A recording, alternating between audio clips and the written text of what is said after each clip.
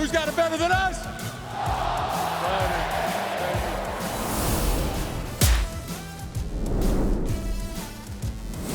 All right, welcome in. It's not an emergency edition of Always College Football, but it's basically that.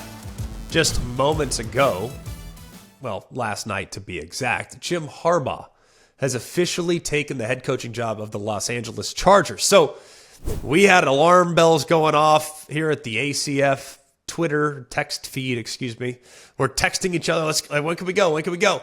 So we're all kind of scrambling. So this is going to be an unscripted Always College Football. So if you're coming here today for like stat breakdown and wins against replacement and EPA, and fourth down conversion rate, we're not going to have that today. I'm just going to kind of flow freely on what my thoughts were about Jim Harbaugh's tenure, what he meant for Michigan, what he meant for college football. Because in a roundabout way, I do think he helped your team.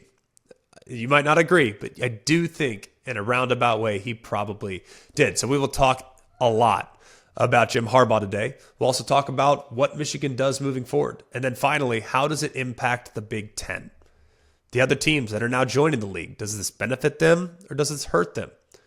I think you probably know the answer to some of the schools. Will it help or will it hurt? I think a lot of people are very, very happy that Jim Harbaugh is going back to the National Football League. So let's start there with Jim Harbaugh taking the head job for the Los Angeles Chargers.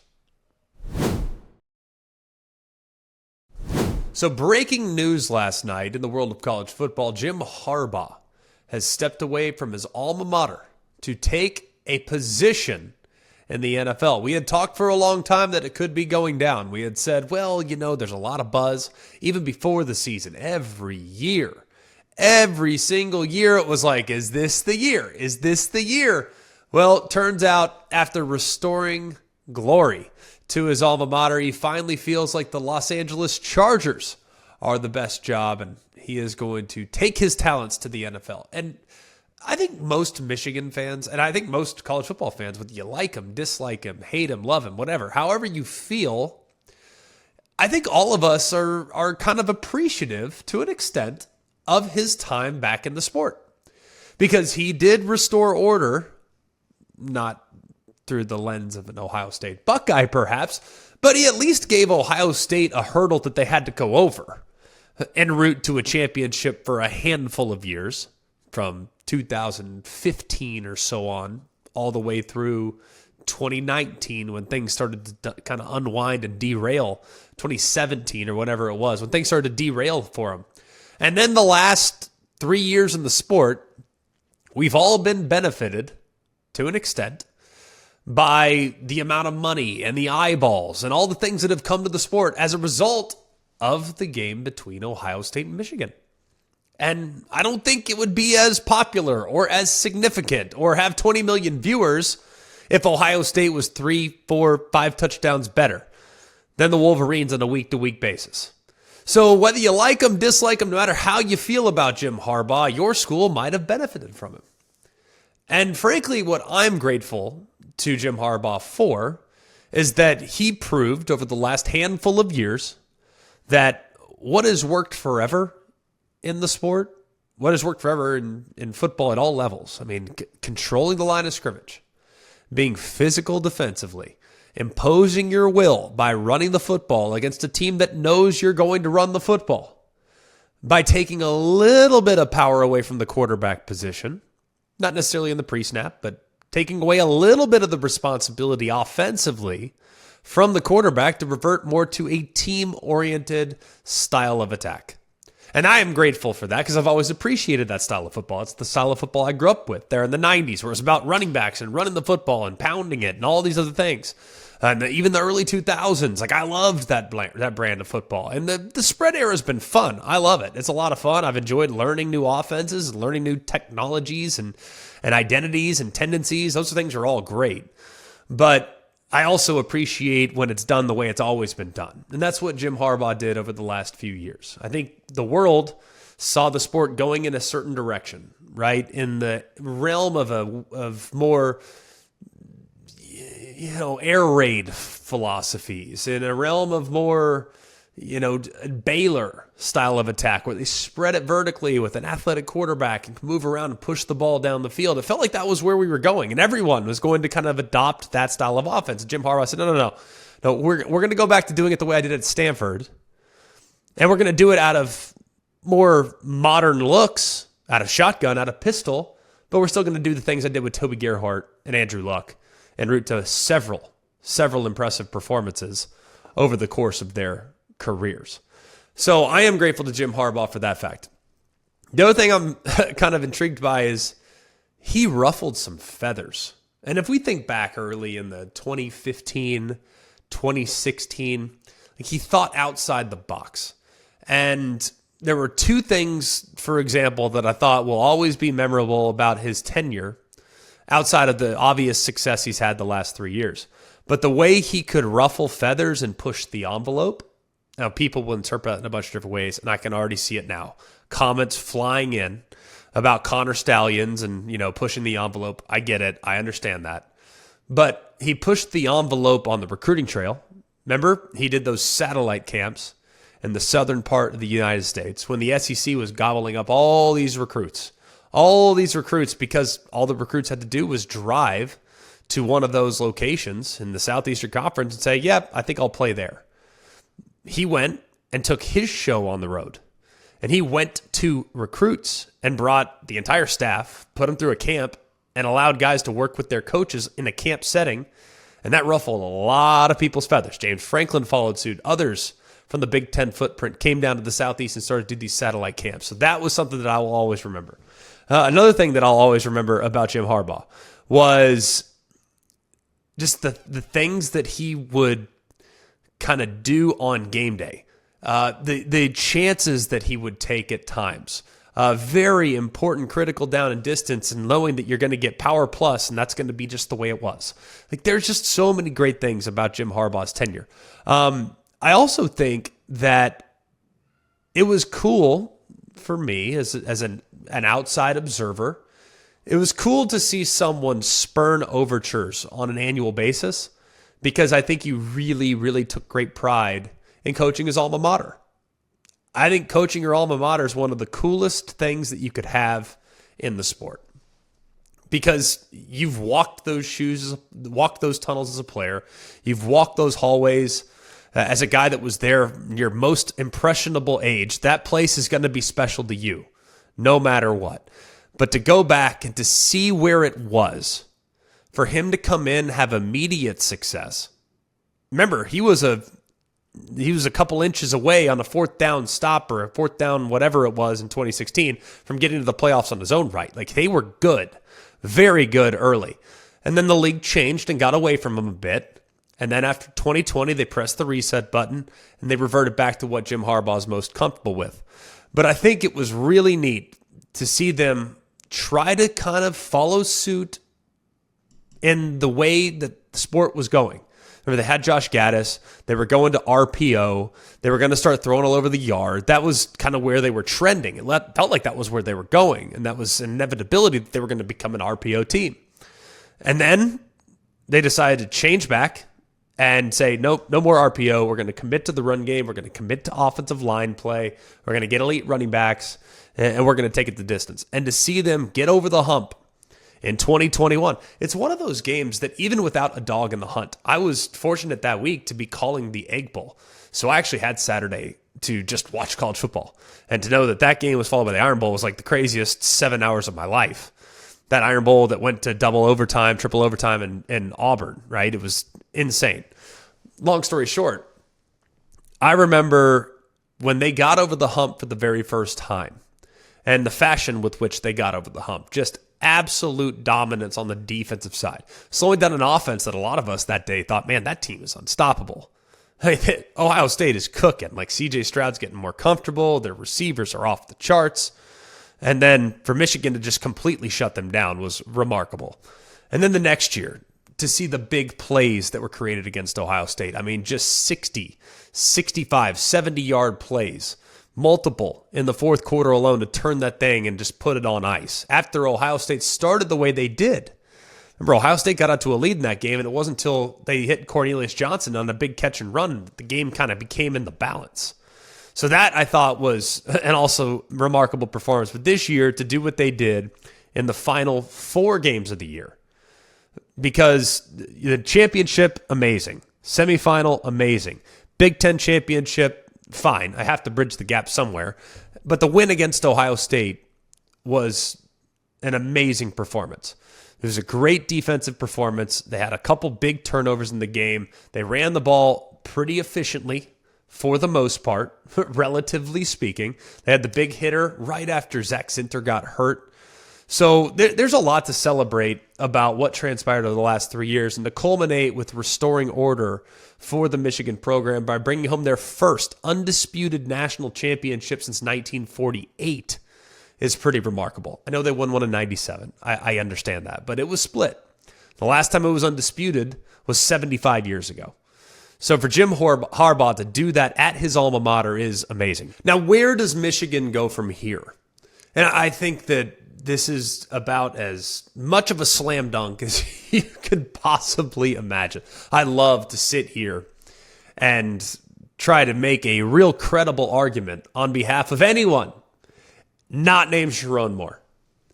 And don't get me wrong, there are excellent football coaches out there that would absolutely desire this job. Like, it is a highly desirable job. I would imagine that there are coaches right now that are on the phone begging for a chance to interview at Michigan. Just for a chance, just to have that possibility, even if it's a 1% chance, a 1 in a million chance, Lloyd Christmas style, you're saying there's a chance. So a lot of people would love that chance. I just don't know how you can possibly, if you're Ward Manuel and you're going through this coaching search, how does the coaching search not start and stop with Sherrone Moore? I can't justify it. Now, remember, we just talked for 10 minutes about what Jim Harbaugh emphasized and the offensive line play and making sure that they are really physical along the line of scrimmage. And the group that sets the tone on the team, more often than not, when it comes to physicality, is the offensive line. The offensive line and the defensive line. It's as simple as that. Those are the groups that set the tone. Absolutely, 100%. So when you look at the offensive line the last few years and the continuity that they've had and the fact that they've had turnover, and yet that group has maybe not always been playing at a ridiculous level. I mean, 2 straight Joe Moore awards is pretty dang solid, and to be a finalist or at least a semifinalist this year tells you all you need to know. But they've lost some guys. They've had to mix some pieces. And guess what? That group just was steady Eddie, man, for the last 3 years. And that is the testament of quality leadership. And at the head coaching position, I want quality leadership. I think Sherrone Moore is that guy.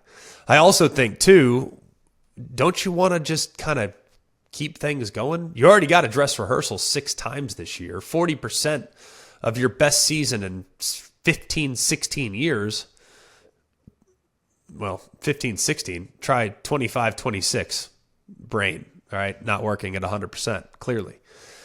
Best season in 25, 26 years, and this guy was the head coach or the acting head coach for 40% of it, including, by far, your 2 most difficult tests in the regular season. Now, there is an argument to be made that, man, a guy with, real head coaching experience would be really valuable taking over a situation like this, and I don't disagree with that. I think having head coaching experience is always super valuable. I've always kind of believed in the idea that, well, you become, if you're in college, all right, you're a GA, and then you get a position coach job, then you get a coordinator job, and then you get a head coaching job, and then you get a head coaching job at a G5 level, then you get a head coaching job at a P5 level. Like, that's what I've always just thought was maybe the best way of kind of finding a head coach. But that's not always the case. Not when you want to keep the status quo. And Sherrone Moore is the perfect example of a guy that could keep the status quo. The best era in my lifetime of Michigan football has happened in the last 3 years. Well, don't you want to just keep a good thing going? Should they interview other candidates? Sure. I'm not against that. I'd absolutely like to hear what a couple people have to say. And just out of sheer curiosity, I'd really like to know who all's interested. I think a lot of folks would be really interested in finding that information out as well. But it's going to be really interesting because there's going to be a boatload of candidates that want this. I just don't know how you can justify looking over Sherrone Moore. And while Michigan fans might hate this idea, we might hate this and resent this, and while I totally understand why you feel that way, there's a pretty good example of a guy that was promoted from the offensive coordinator spot in your division that might be a rival that's been really dang good. Now, I know Ohio State fans aren't super thrilled with what Ryan Day has done on an annual basis. Losing to Michigan 3 straight years, that's a tough pill to swallow. I'm not trying to say that it isn't. But he's taken Ohio State to the promised land, the playoff. He has gotten them in a position to knock off, at the time, a defending national champion. So I think when you look at what's gone on at the school that you loathe the most, and the fact that the transition from Urban Meyer to Ryan Day really wasn't too bad. They haven't really skipped a beat, frankly, outside of losing to you the last couple of years. I would think you'd want to maybe apply the same logic. You don't want to skip a beat from Jim Harbaugh to the next guy. You don't want to alter the culture. You don't want to have a lot of turnover within the administrative staff. You don't want a lot of turnover amongst the assistant coaches. So how do you avoid some of that? By promoting from within and keep a good thing going. So I think Sherrone Moore is the most logical choice, but it will be fascinating to see just how many people are potentially flocking to a job that is clearly highly desirable. The other thing that we need to kind of figure out here, what does this mean for the Big Ten as a whole? Now, I've already seen the running joke. I've seen it, whether it be on social media or maybe people even mentioning it when I was at dinner a little while ago and found out about this information. People are suggesting that the reason why Harbaugh's leaving is because look how loaded Ohio State's going to be this year. Like, come on. Like, let's be real. All right, no, that's not accurate. There have been multiple times in which Harbaugh has turned down NFL jobs because he didn't quite feel like they got where they wanted to go. So I think he's very much at peace with this decision. I think he's got a great opportunity in front of him with the Los Angeles Chargers, with an established quarterback in a division that is remarkable. Think about Chargers now with Harbaugh. You got the Raiders, who finished pretty strong. You got Russ Wilson, all right, in Denver, who I know is not playing great, but his coach, he'll be entertaining and speak on Russ's behalf. And then you got Patrick Mahomes. So I'm excited to see what happens in the AFC West moving forward. But that's not a conversation for this show. But look at the Big Ten right now. And the Big Ten is in such a state of transition. And there might be an identity crisis in the Big Ten. Not in a bad way. Like, you're going to think crisis as if it's bad. It's not. It's just, is the athleticism and the speed that the Oregons of the world possess, or USCs of the world possess, is that going to win out over the blunt, forced trauma that has been the Big Ten for the last however many years? Century, perhaps? Thereabouts? What's one of the Big Ten has always been ground and pound. Always. And yes, there have been elite quarterbacks that have played in systems that have put those quarterbacks in great position to be successful. But Taulia Tagovailoa is the second leading all-time player in passing yards in the history of Big Ten football, if I'm not mistaken. That's off the top of my head. I think he's first, second, whatever he is. He's up there, all right?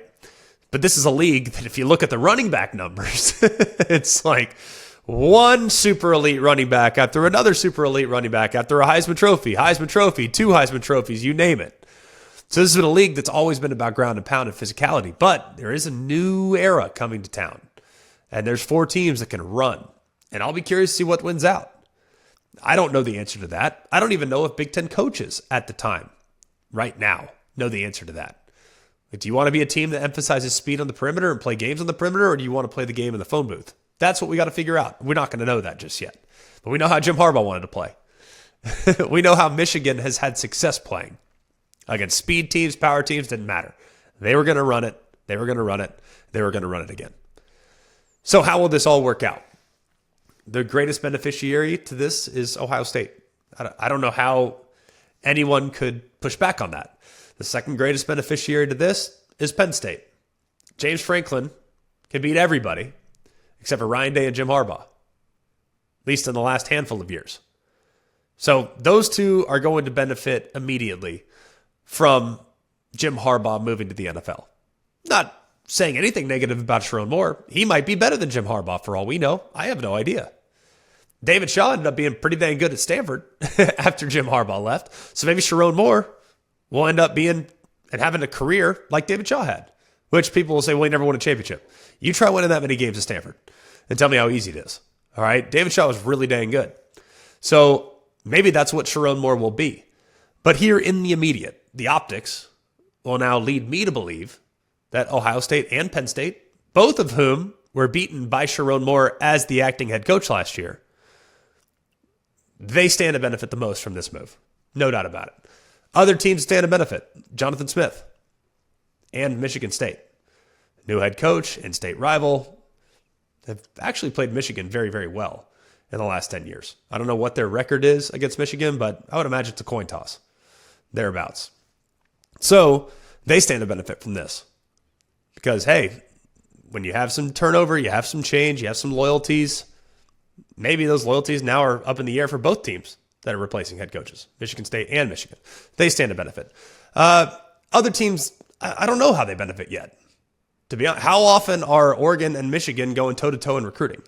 I don't know the answer to that. I'm not a recruiting guru. Don't pretend to be. Do my best. Subscribe to all the sites. ESPN, On3, 247. Subscribe to them all. Love them all. Rivals. If I'm forgetting one, I'm sorry. I subscribe to them all. I think they're great. I let those people handle recruiting battles and pipelines. I just trust them. I don't know. I don't know who they're going head-to-head against. I know they went head-to-head against a lot with Michigan, was Washington. Washington, they fought on every kid. Now, part of that had to do with Courtney Morgan, who's the player development guy, the recruiting guy, the GM, if you will. He's now at Bama with Kalen DeBoer, but he helped build Washington. He also helped build Michigan. So there were a lot of battles that they intersected. But I don't know how it relates to USC. I'm not sure how it affects UCLA or Oregon. As far as the other teams in the Big Ten, they were all looking up at Michigan anyways, so everyone, to a certain extent, stands to benefit. Maybe Michigan will come back to earth a little bit. I don't necessarily think that's likely, but it's certainly possible. That's for sure. But it's a fascinating move that's going to rattle everybody in college football. I think it's a great move, to be honest with you. And I don't know a single Michigan friend of mine or a Michigan fan that I've seen that isn't very, very grateful and appreciative for Jim Harbaugh. But we're good. We're going to be in good shape. That's the sentiment, or so it appears, amongst the Michigan brass. So grateful, so appreciative, totally get it. Go win your Super Bowl, man. We support you all the way. You're a Michigan man, and we appreciate you. But they feel really good, I think, about where the program's at, its current standing, and I can't imagine, regardless of where this hire goes. And if it goes anywhere other than Sherrone Moore, I'd be shocked. But if it does, the program's still going to be in remarkably good hands. I can't believe you made the comparison of Ryan Day to Sherrone Moore. I'm not sure Michigan will do that just because of that. But joking around, question, do you think Michigan learned anything from what Alabama went through 2 weeks ago when Nick Saban retired? If Jim Harbaugh is now gone, what can they do to keep their roster in place over the next 30 days? Well, it's a good question. And there is some speculation, I guess you could call it a conspiracy theory, that this was a slam dunk that Harbaugh was going to the Chargers from the jump, and he delayed and created more leverage for himself, while also at the same time kind of forcing the hand of the players. So now that the portal is open for the next 30 days, how many guys can realistically enter and find a home on the other side where their eligibility won't possibly be impacted? I mean, we're 3 weeks into term, 2 weeks into term. I don't know what the drop date is on some of their classes. I don't know how late you can transfer and still be eligible the following semester. I don't know. I'm not going to try to pretend to I know. I don't know. I do know that a lot of people think that. Whether that's true or not, I have no clue. But I do know that he probably just got paid handsomely.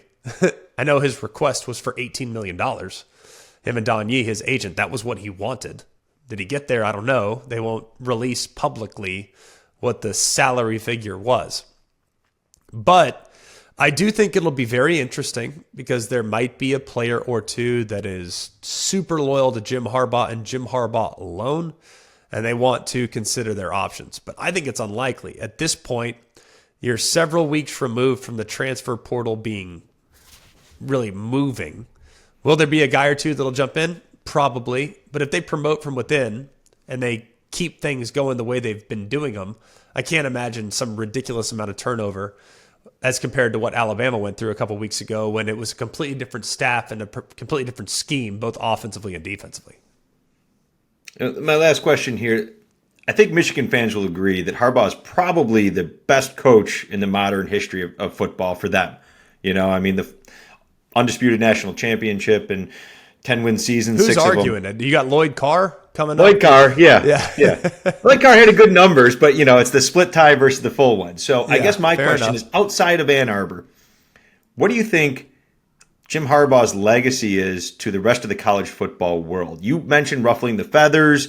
He's won at Stanford. He won at Michigan. I'm just curious what you think his legacy is. Where does he stand? I think I think a lot of people don't like him. And there are aspects of what transpired this last year that make people really, really frustrated. Like I've kind of said, I don't think that the sign stealing saga is as significant as some people have suggested. I don't think it impacts the outcome of games personally. Like that's just my thought. I might be the crazy one. Perfectly fine with that. If that's the way you feel, I totally get it. But I don't think that he's viewed very favorably because of that aspect. I think because of, he's just he's quirky and I also think too, some of the things that transpired early in his tenure at Michigan with satellite camps and all that stuff just really rubbed people the wrong way. Remember, he was also taking his team to Europe too at the same time. They would go and they'd have a spring practice week in Europe. And that was like some extravagant expense that no one else could afford. It was pretty significant. So I think that for the most part, people respect the program he built. I think people acknowledge that he's an elite coach for sure. But I don't think on the whole, he's viewed very favorably by college football fans because of the apparent shortcuts that people believe he took. Couple news and notes to clean up. Will Rogers is out of the transfer portal. He's going to stay at Washington after all. I think this is a good move too, by the way. I look at what Jed Fish asked Noah Fafita to do. I looked at what he asked Jaden Delore to do the last couple years. I think it's actually a really good fit offensively for Will Rogers. Now, it's not going to be the traditional air raid that he ran at Mississippi State for several years prior to transitioning last year for the one-off. But I think this is a good fit for him. Now, remember, this is a guy that's really had a highly productive career. He was the number 2 all-time leader in the SEC when he put his name in passing yards, when he put his name in the transfer portal. Now, understandable, after Kalen DeBoer left, he decided to enter the portal again, but didn't seem like that was going to happen when Austin Mack decided to go with him. It felt, and then there's got Jalen Milroe there as well. It just didn't seem like there was going to be a home in Tuscaloosa for Will Rogers. He talked to a bunch of schools, according to ESPN, but ultimately decided that Washington made the most sense. So I think it's a great decision, by the way. He's likely going to be the starting quarterback. You look at the other quarterbacks on the roster for Washington. Michael Penix, NFL, Dylan Morris going to James Madison, Austin Mack went to Alabama, and Will Haskell's in the portal. So Washington's 2024 quarterback signee, DeMarcus Davis, also was leaving after everything decided to go down. So it's like there's a lot of movement at the quarterback. I think this was a need for Washington to retain Will Rogers. So I think it was a solid decision by him to stay where he's at and just let's figure this thing out and run an offense that maybe you are, I think well suited to run with your skill set. LSU decided to promote their quarterback coach, Joe Sloan, to offensive coordinator. Him and along with wide receivers coach Cortez Hankton are going to serve as co-offensive coordinators. That's according to 247 Sports. Now, Joe Sloan will handle the play calling duties, but this was kind of an interesting turn because there were some names and some scuttlebutt who it could be, what direction they might go. But if you look at what they did in the ReliaQuest Bowl, they put up 493 yards of offense against Wisconsin, who is a very proud team on the defensive side of the football. Wisconsin had allowed just 340 yards per game heading into the game. And for you to put up nearly 500 with a backup quarterback and to know that some of your top playmakers only played for a half, I think is massive. I mean, Garrett Nussmeier was super comfortable as well. I mean, he threw for 395 in the game and 3 touchdowns in his first career start. So I think it was a good move. Hey, you got a good thing going down there offensively. Promote from within. I think it'll work out just fine. So that was a good decision by Brian Kelly to just stay in-house and figure out what they want to be offensively. Arizona, they've had so much turnover the last couple of weeks. Dave Hickey is out as the athletic director after 7 years. They are also losing Jonah Coleman from Arizona, their running back. He's heading to Washington. As far as Hickey is concerned, it was a little bit of a surprise. Not a significant surprise given the fact that there's a lot of issues from a budgetary standpoint there at the university. There's a university-wide $240 million miscalculation of projected cash on hand. So that's a huge problem.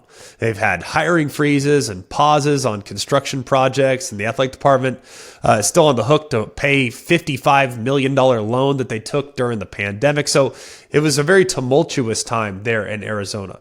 Now, Hickey's time in Tucson is actually probably going to be remembered in a lot of ways somewhat favorably. I mean, he hired Jed Fish, who led a turnaround. He hired the basketball coach Tommy Lloyd, who was the 2022 National Coach of the Year, and he just hired Brent Brennan as the new head football coach for Arizona. So it was interesting that they decided to allow him to hire the next football coach, and then they fired him. So I thought the timing of that was unusual, but worth noting for sure that there were some good things that actually were done during Hickey's time there in Tucson. And then finally, on a sad note, as a dog lover myself, and as someone that has always been very fond of live mascots, man, bummed to see that UGA 10, the winningest mascot in Georgia football history, passed away just a couple days ago. English Bulldog patrolled the sideline for the most successful run in Georgia Bulldogs football history, and he was 10 years old. He was known as Q, by the way, which I did not know until like 7 or 8 years ago. I did not know that UGA's name was not UGA.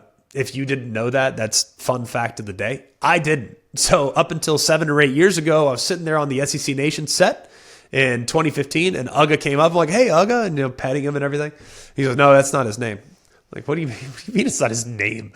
His name is UGA. I mean, everybody knows that. No, his name's Q. Oh, well, shoot. All right. Sorry about that. I met him right around the time that he was announced.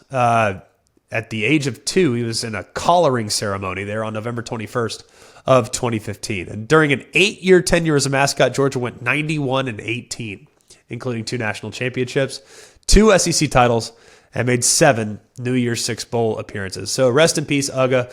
Rest in peace, Q. And thoughts and prayers to all those that had loved the Bulldog mascot. Just sad to see him pass, but I know they'll have it. I know he had a great life, and I know he was well loved by so many members of the Athens community. That'll do it for us here at Always College Football. Please continue to like, rate, and subscribe. It helps us. I really appreciate all of you guys for all that you guys have done to help us grow over the last year and change. So we appreciate you. Know that we see you. Know that we continue to do this because we know that you guys love it the way we love it. So please continue to support us by subscribing, by liking, hitting that thumbs up button on the bottom of the YouTube page, subscribing to the ESPN College Football channel, and of course, downloading the podcast wherever you get your podcast. So for all of us here at Always College Football, from Mark, Jake, Jack, the other Jack, I'm Greg.